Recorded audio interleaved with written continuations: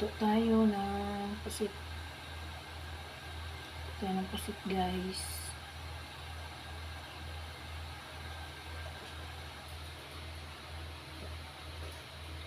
Ayan. We are starting cooking pusit.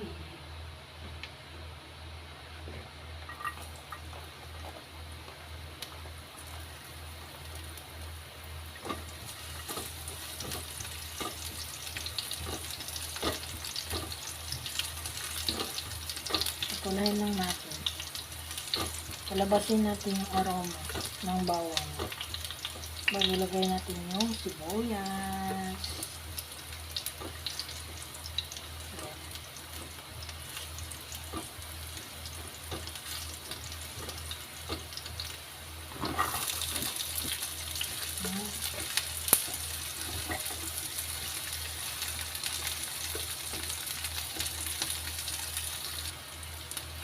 Ayan siya, guys. Lagyan na natin yung pusit.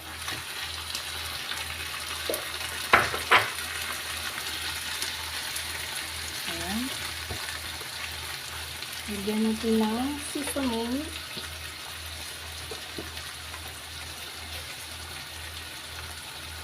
Ayan. Seasoning.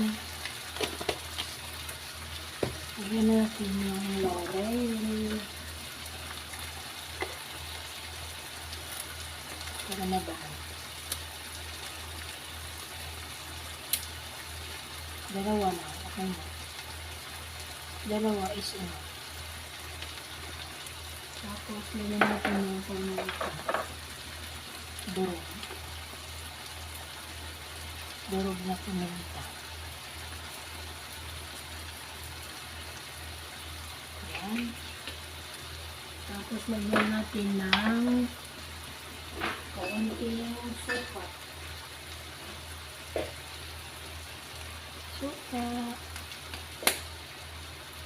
Tapos lagyan natin siya ng sugar.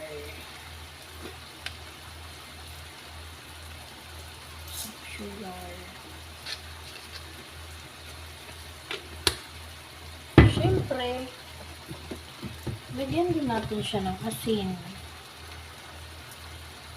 Enough na. Tignan na lang natin kung kulang pa.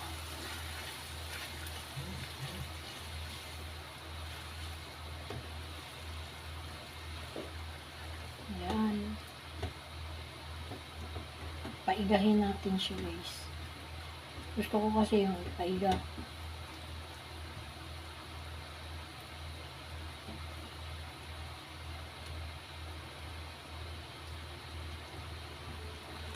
Maliliit kasi ito na pusit. Kaya ganyan siya. Maliliit na pusit yan. Ito yung gusto ng amo ko.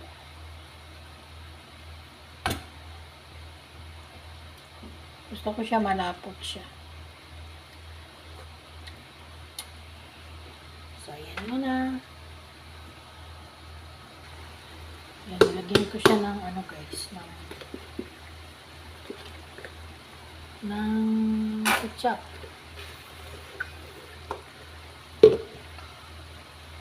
Ayan, sarap.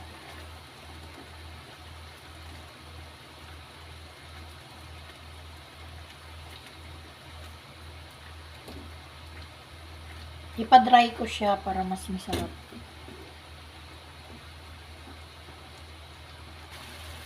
So, ayan na siya, guys. Naluto na siya. Kasi sa sobrang liit ng puset, ayan, nadurog na dahil, guys. Para na siyang ano, corn beef. Oo, diba? Tuyo na siya, guys. Sarap to ano, sa kanin. Maliliit kasi ito na pusit. So, pag naluto siya, sobra ng liit. So, siya yung hindi ko to siya nilagyan ng sabaw, yung sabaw niya lang. So, nalutong-luto na siya, guys. Sarap nito siya i-ano sa kanin. Diba? Yan. Sarap na. Kainan na. So, dry na siya guys. Kakain na tayo. So, guys, thank you for watching. Bye-bye.